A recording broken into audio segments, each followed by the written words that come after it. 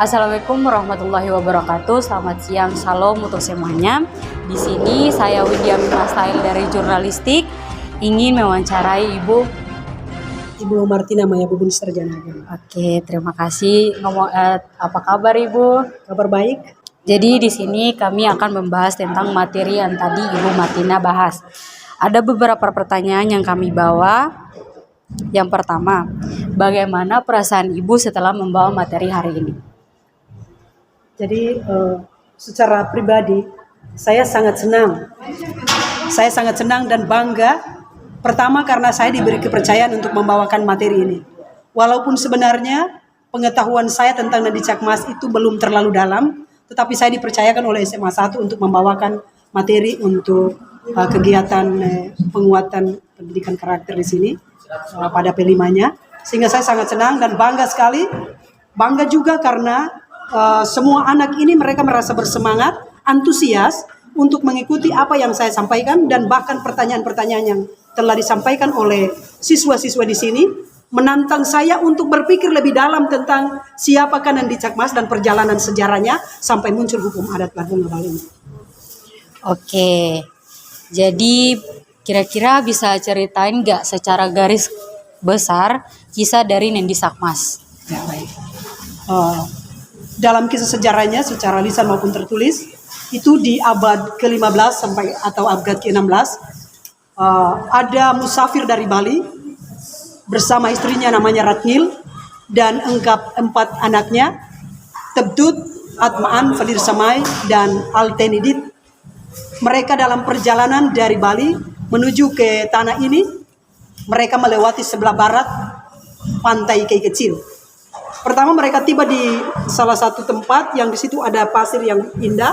Lalu mereka turunkan seekor kucing yang mereka bawa dari sana turun ke situ, dan desa itu kemudian disebut Ngursit.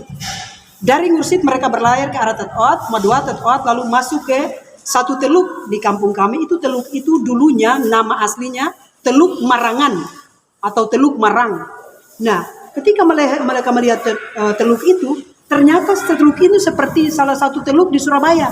Lalu mereka mengatakan bahwa teluk ini namanya Teluk Surbai. Nah, dan akhirnya sampai saat ini teluk yang Marangan ini digantikan namanya menjadi Teluk Surbai sesuai nama yang diberikan oleh Halaikas Dew bersama keluarganya. Nah, pada saat mereka datang, mereka lihat ke sebelah utara kampung Hoibur itu. Nah, ternyata mereka lihat ada orang di sana. Nah, mereka lalu pergi tinggal pertama di situ, bertemu dengan keluarga Renleeu atau Renlee. Nah, keluarga yang tinggal di situ, Oilekin itu. Lalu mereka mulai menyatukan semangat, mereka mau hidup sebagai orang bersaudara di situ. Tapi karena di situ daerah yang bebatuan dan mereka tidak bisa bikin banyak hal di situ, lalu mereka melihat ada asap api di bagian agak ketinggian, tempat yang agak ketinggian, yaitu di sebelah selatan dari Omarer atau Oibun. Lalu keluarga yang tinggal di situ adalah keluarga El. El itu adalah penduduk asli dari Oibun. Lalu mereka minta mereka untuk menjalin hubungan persaudaraan, kekeluargaan, dan mereka minta supaya mereka dianggap sebagai orang asli dari Letuan juga, supaya mereka bisa hidup dengan baik. Lalu mereka tinggal di Oibur, namanya itu tempat itu El Oibur, dengan nama pusat kampungnya adalah Womarer. Nah, mereka tinggal di sebelah selatan itu yang Letuan sekarang. Mereka tinggal di situ. Lalu Halaikas Dew ini meminta anaknya Tebtut sebagai anak pertama yang tertua itu, laki-laki yang tua, kalau boleh dia membangun hubungannya di sini, di Kei ini. Lalu dia menikah dengan putri dari Halayat Bal, namanya Dit Mesik, atau ada orang lain menyebutnya Dit Mesik, tapi yang kami tahu itu Mesik. Lalu dari perkawinan mereka itu dianugerahi 10 anak, menurut kisah sejarahnya begitu. Jadi 3 laki-laki, lalu 7 perempuan. 3 laki-laki itu Puding, Feliu, dan Mar'i. Ya. Sedangkan yang perempuan itu Teubdit, Dit Sedat, Dit Nangan, Dit Renyar. Mereka itu ada 7 anak itu. Mereka menikah di beberapa tempat. Nah, di tempat di mana mereka nikah ada raja di situ. Nah, satunya Teubdit, dia kawin di Ratrumat, Rat Songli. Ya, di situ. Lalu ada satu yang dia dikawin di Ibra, Rat Kirkes. Ada satu kawin di Matuair, ada satu kawin di Van, ada satu kawin di Doroa, dan satu kawin di Tayando. Jadi 7 perempuan itu menikah di situ, ada raja di situ.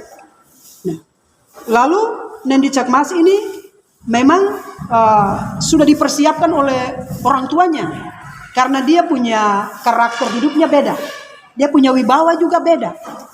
Dia pemberani, orangnya tekun, suka bekerja keras. Jadi selain dia mereka buat kebun, tapi dia lebih sukanya ke laut. Jadi dia biasa bahwa dia punya panah-panah itu. Panah-panah untuk dia kalau pergi cari bia atau cari ikan, dia mulai panah itu ikan-ikan di laut itu. Nah datang, ya pekerjaannya hanya itu saja. Lalu bapaknya bilang tidak, kau harus berubah dari pekerjaan yang sekarang. Karena melihat keberaniannya, dia kalau dalam bahasa sekarang tomboy ya. Iya. Sedikit serbaran begitu. Ya orang kayak bilang serbaran. Iya, serbaran. Ya. Dia serbaran, jadi lalu bapak bilang begini, katakan bahwa kita susun rencana sekarang, kau harus saya utus kamu ke sebelah timur. Kamu harus cari yang namanya Arnuhu itu. Kan dia bapak sudah jalan ke sana kemarin jadi sudah dengan orang. Jadi dia bilang, kau pergi ke Arnuhu di Danar. Untuk apa bapak? Saya harus ke sana. Ya kamu pergi itu dengan tujuan khusus. Nah, ada tujuan yang mesti kau sampaikan ke Arnuhu di sana. Karena melihat keadaan dan kondisi Evab yang hukum rimba di mana satu yang kuat dia menang, siapa yang punya segala halnya banyak berarti dia berkuasa atas segalanya, dan ada orang kawin, orang baku bunuh, pokoknya peperangan yang ini. Jadi melihat seperti itu, mereka tidak ketahan hati untuk melihat hal seperti itu. Lalu disuruhnya di Cakmas menuju ke sebelah timur. Nah, pada saat dia mengikuti Dead El, ada satu jalan di arah Letuan menuju Ibra.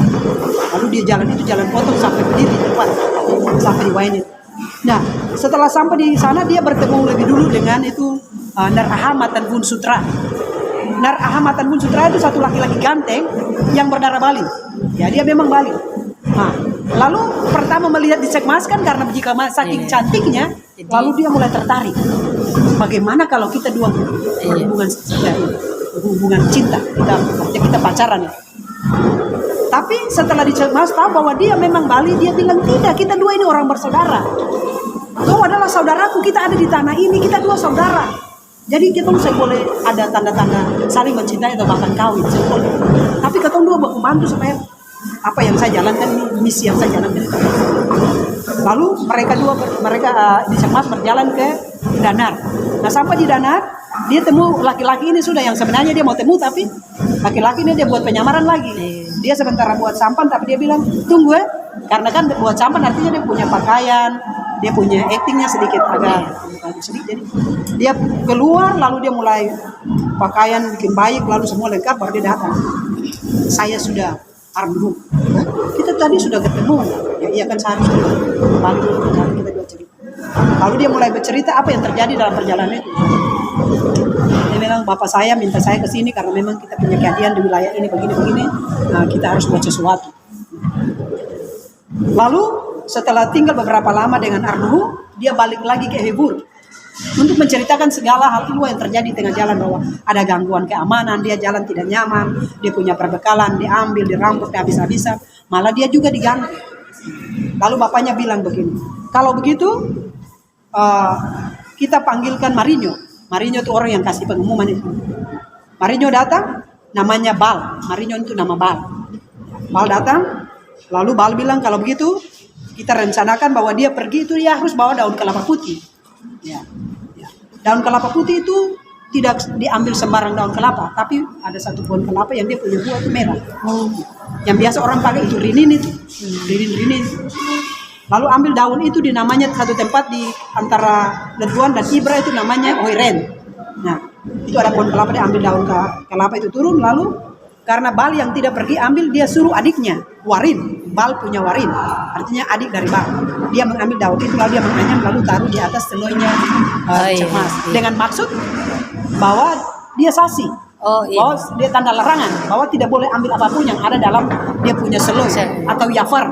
Orang kayak bilang dia bawa yafar selo yang isi dia punya manga dengan ikan sakuda itu. Jadi tidak boleh ambil lagi.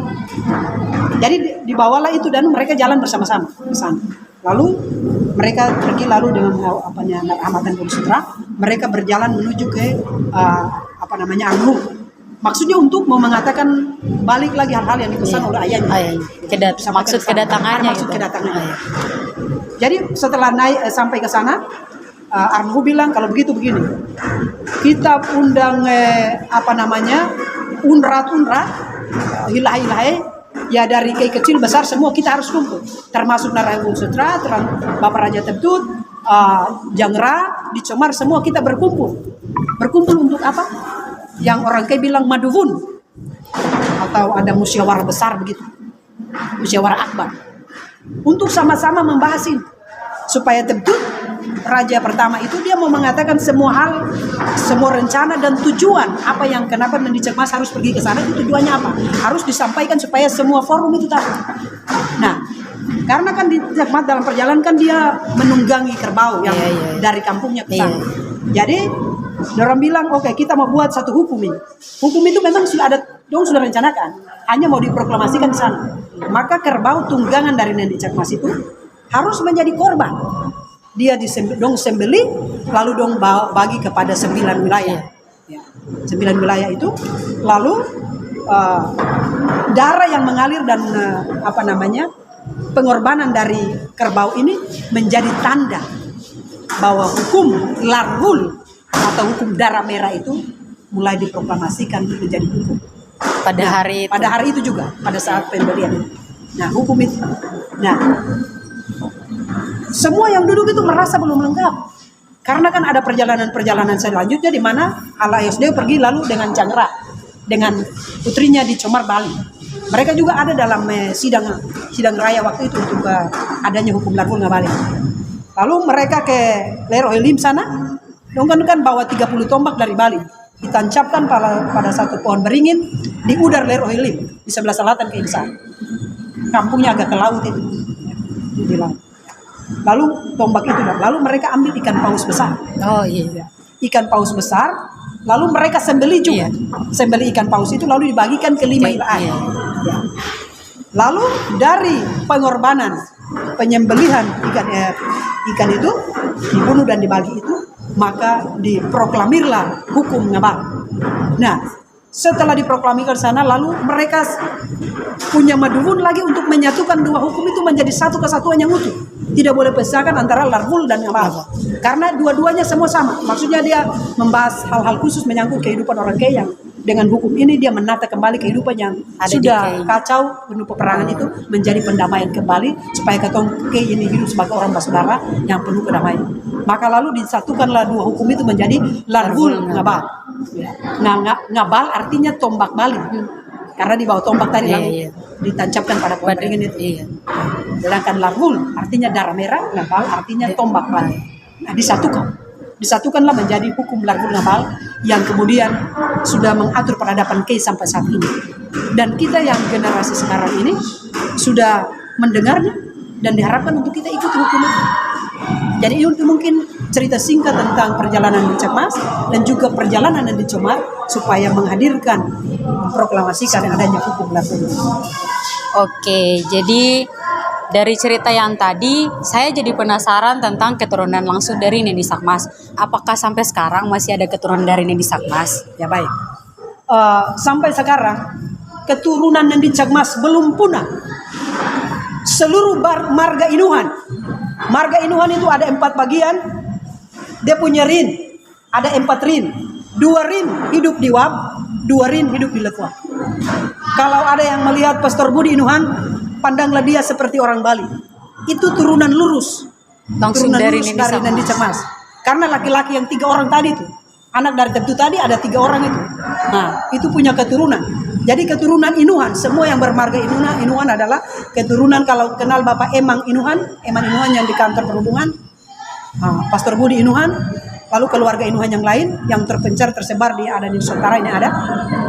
Mereka itu adalah turunan lurus. Jadi mereka belum punah. Keturunan Cekmas masih ada sampai sekarang. Dan mereka yang menjaga baik-baik Luv Naf Evap ini, mereka menjadi juru kunci. Juru kunci sehingga kalau orang mau masuk di makam Rat Tebtut dan keluarganya, maka dia yang membuka kunci itu. Tidak sebarang orang ke situ. Hanya marga Inuhan yang boleh masuk situ sebagai pemegang kunci. Jadi kita yang lain kalau sampai ke sana, mereka itu memang turunan Bali. Lihat dong face itu memang Bali. Ya. Jadi sebetulnya saya pernah tanya kepada orang tua, sebenarnya dorang paham apa? Sebenarnya yang dicakmas ini paham Iya, apa? iya. Dan akhirnya mereka katakan, kamu tahu marga di Bali itu I kemuka. Jadi I Nuhan, In Maja, I Gusti, itu marga-marga dari Bali. Dong I Nuhan. Ya. Jadi itu dompu, sepertinya dompu marga itu menurut cerita orang tua. Nah, kita semua tidak ada di waktu itu, jadi kita menceritakan apa yang orang tua ceritakan. Jadi mau disampaikan secara singkat bahwa keturunan mereka masih ada dan hidup sampai sekarang, dan mereka lah juru kunci penceritaan adat Larvul Ngabal di Pohoi Lekuan. Oke, jadi ternyata semakin menarik ya kalau bahas tentang Nendi Sakmas. Jadi saya juga penasaran, ada keterkaitan apa Nendi Sakmas dengan hukum Larvul Ngabal? Ya baik. Tentunya Nendi Sakmas dan Larvul Ngabal itu berhubungan erat. Kalau bukan perjalanan di Sakmas menjalankan perutusan dari bapaknya untuk menjalankan tugasnya ke Selat Bala Timur, walaupun dalam situasi yang sulit genting karena peperangan, di mana dia seorang perempuan diutus untuk ke sana dengan sebuah ketangguhan dan keberanian hati untuk berjalan di antara semak belukar dan hutan rimba belantara yang sunyi senyap, tapi dia berani untuk ke sana. Dan karena perjalanan dia inilah dari Ohoibur, Uwain, Danar, Siran-Siren, Mursain, dan melalui peristiwa dibuatnya Hawar Barwarin pada selonya untuk menjelaskan bahwa hira ini untuk ini nah ini untuk siapa punya dia punya, katong punya, dan juga dengan disembelinya kerbau miliknya yang dibawakannya dari Ohoibur, disembeli untuk menjadi korban sebagai tanda Fanean bahwa hukum ini akan terbit di wilayah Ebabe. Maka otomatis hukum Larvul Ngabal dan Nendi Sakmas itu sudah hubungan erat. Kita tidak pisahkan karena Nendit inilah Sirikandi atau perempuan jagoan, pemberani yang memproklamirkan itu dengan penyembelihan kerbau itu. Dan dia sendirilah pergi menyatukan timur dan barat bersatu di sini. Makanya dia punya hubungan yang sangat erat. Bicara Larvul Ngabal tidak bisa pisahkan dari Nendi Sakmas. Tapi ingat, bicara tentang Larvul Ngabal juga jangan lupa Janra dan Dicomat. Karena ke besar ke kecil menyatu sebagai. Wah, menarik sekali ya ternyata tentang Nendi Sakmas ini. Jadi karena seorang Nendi Sakmas adalah seorang pejuang, jadi saya ingin menanya Ibu tentang pesan apa yang Ibu kasih untuk anak-anak remaja sekarang untuk meningkatkan nilai-nilai budaya. Baik. Bahwa hukum Larvul Ngabal itu telah ada di abad 15 atau 16 kemarin. Hukum itu sudah ada dan mengikat seluruh hidup orang Kei. Maka perlu sebuah ketaatan terhadap hukum. Bagi semua remaja sekalian, khususnya remaja yang ada di SMA Negeri 1 Tual, diharapkan supaya dengan mendengar dan ikut dalam perjalanan napak tilas, perjalanan Nendi Sakmas sampai munculnya hukum Larvul Ngabal, maka diharapkan sebuah ketaatan. Taat terhadap hukum, menghormati apa yang sudah ada, yang sudah dibuat. Lalu menjalankan itu, tidak sekedar taat, tunduk, tapi dia harus dijalankan. Nah, karena ada 7 pasal hukum yang berbicara tentang bagaimana kehidupan yang baik antar sesama manusia, maka diharapkan supaya anak-anak remaja, khususnya di Semansa ini, mereka pertama-tama kita menghormati dan menyembah Allah sebagai pemberi hukum itu. Karena hukum Larvul Ngabal itu tidak lari jauh dari hukum yang telah ditanamkan oleh Allah, diberitakan oleh Allah sendiri sebagai pencipta langit dan bumi ini. Kedua, karena hukum itu berbicara tentang moralitas kita sebagai orang Kei, maka hendaknya kita saling menghargai. Menghargai pertama orang tua sebagai duat kebal. Jadi orang tua itu sudah wakil Allah di bumi. Nah, maka itu perlu penghormatan juga. Juga pimpinan-pimpinan kita. Juga sebagai guru-guru adalah pemimpin. Maka kita juga sebagai anak remaja menghargai para guru yang telah memberikan pelajaran kepada kita, baik tentang ilmu 11 pengetahuan yang kemudian dalam diri remaja dihindari tawuran, karena tawuran itu justru tidak sesuai dengan hukum adat. Ya. Karena larnak muat narwud, artinya bahwa darah ada di perut tidak boleh dikeluarkan sembarang. Tidak boleh dia dikorbankan sembarang. Artinya bahwa ketong jangan sampai buat kegiatan-kegiatan tawuran yang membuat orang pertumpahan darah. Itu sama sekali dilarang oleh hukum adat. Apalagi ketong berperang satu bunuh satu, sama sekali tidak sesuai. Jadi diharapkan supaya anak-anak remaja khususnya di Semansa jangan sampai ada tawuran. Saling menghargai ketong saudara-saudari perempuan. Ya. Lalu kalau kedepannya kalau kita sudah besar, kita saling menghargai bahwa sekat-sekat antara orang yang sudah berkeluarga kita jangan ganggu. Itu tersetut dalam hukum itu. Jadi harap lalu kita jangan ambil sembarang orang barang. Kalau orang punya, dong punya. Kalau ketong punya, ketong punya. Jadi harap ketong semua baku jaga, baku dukung, saling mencintai satu dengan lain. Karena hukum itu mengatur supaya ketong hidup satu, senang satu, ketong damai satu dengan yang lain sebagai saudara. Karena kita sebetulnya satu darah, satu keturunan. Jadi mari supaya pesan itu sudah yang mau sampaikan bahwa ketong jaga dan ketong pakai hukum itu sebagai asimat, artinya pegangan dalam kehidupan. Dipegang teguh hukum itu. Hukum itu bagus, baik. Hanya kita yang mengimplementasikan atau mengejawantakan itu. Mungkin kita keliru dalam mengaplikasi. Sehingga terjadi bahwa saling menyerang, saling tawuran sana sini yang terjadi pertumpahan darah, tidak saling menghargai sebagai pemimpin dan lain-lain. Jadi mungkin itu yang dapat saya sampaikan. Dan terima kasih. Pesan ini kita harus ingat karena kisah dari Nini Sakmas sangatlah bagus. Jadi itu adalah beberapa pertanyaan yang kami kasih. Semoga penonton bisa tahu seberapa perjuangannya Nini Sakmas dalam mempertaruhkan janjinya terhadap ayahnya. Oke, terima kasih untuk Ibu. Saya Windia Mimastail, mohon undur diri.